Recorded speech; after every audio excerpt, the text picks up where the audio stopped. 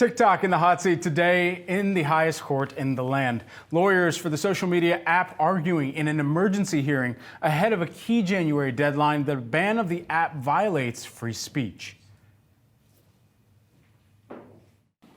The government's real target, rather, is the speech itself.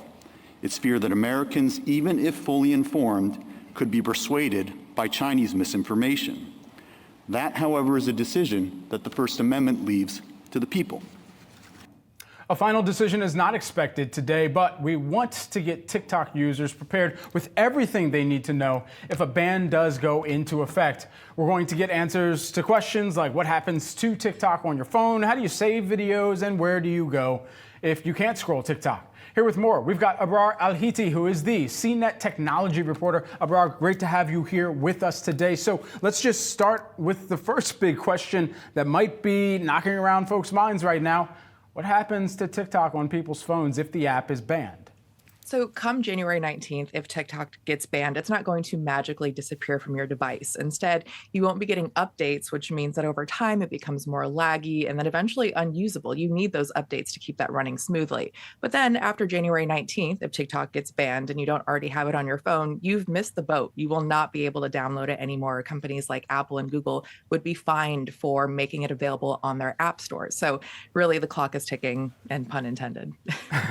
So how can people save their videos on TikTok?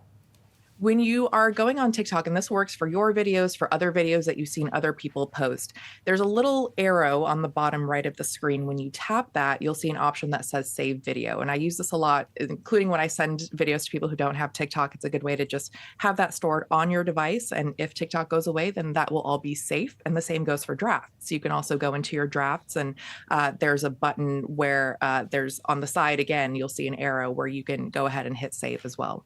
So let's talk about some of the alternative platforms. Where are people expected or anticipated to go to? There's a lot of changes that have come forward over the course of this week in some of those other competitor platforms.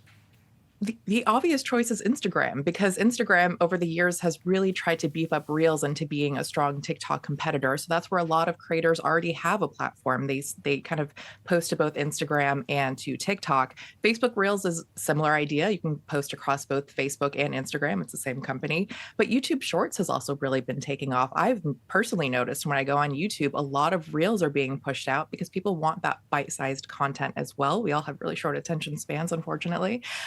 And then there's also Snapchat's Spotlight feature. This is a tab within the Snapchat app. It shows short form videos as well. Then there's Triller, which is similar to TikTok, lets you bring music and videos together, offers in-app editing. And then Byte, which was actually developed by the co-founder of Vine.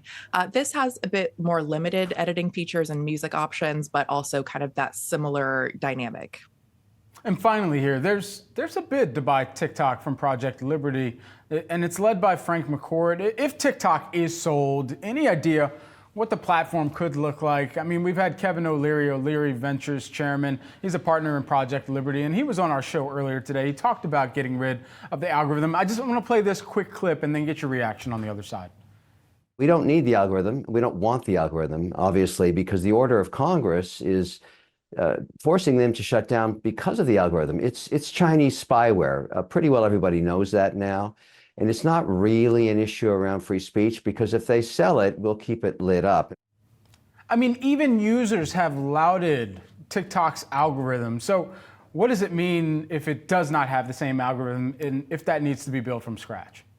The algorithm is what makes TikTok TikTok. It's what's made it so successful. No one else has really been able to replicate it to that level. So losing that would be a really big deal. It's easy to say we can just go ahead and rebuild it, but that's not going to be an easy process, because if it were, then platforms like Meta wouldn't be competing so hard with TikTok at this point. So it's going to be an uphill battle if somebody does have to build that algorithm from the ground up, and the biggest hurdle for sure. Abrar Al-Hiti, thank you so much for taking the time with us today. Thanks for having me.